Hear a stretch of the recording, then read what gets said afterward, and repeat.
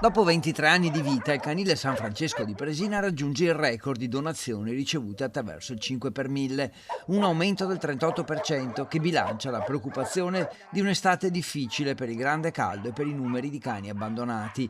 Sono oltre 30 i volontari che ogni giorno contribuiscono a rendere migliore la vita dei cani ospitati, per i quali è stato anche necessario dividere a metà alcuni dei box per aumentare lo spazio a disposizione. È un'estate durissima quella che stiamo vivendo.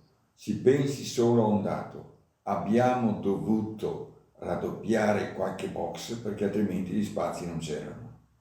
In una realtà, pensate che in quasi un quarto di secolo ha accolto 6.000 cani, dandone in adozione il 90%. Il momento è brutto, però a fronte di tante entrate si sta registrando anche un alto numero di cani difficili, leggi mordaci, che riescono a trovare un nuovo padrone. Altro motivo di soddisfazione per quest'estate è che vanno in adozione anche molti cani cosiddetti problematici, ovvero predisposti a mordere chi si trova vicino a loro, merito anche di Davide Battaglia, educatore cinofilo con grandi competenze specifiche. E per noi allora è una festa, perché è chiaro che il canile di Presine è nato non per accogliere per sempre i cani, ma come trampolino di lancio per una nuova adozione. Un esempio è il cane di razza Ciao Ciao Pepe, che è arrivato da Borgoricco all'ingresso nel canile un anno e mezzo fa. Presentava gravi problemi di aggressività,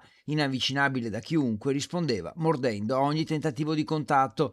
Battaglia, preso in carico il cane, ha avviato un percorso di riabilitazione di 6 mesi che ha letteralmente scardinato la diffidenza e l'ostilità di Pepe, finito addirittura in adozione, che ha trovato infatti a Tezze sul Brenta la famiglia adatta, cosa non semplice e che tutt'altro che scontata.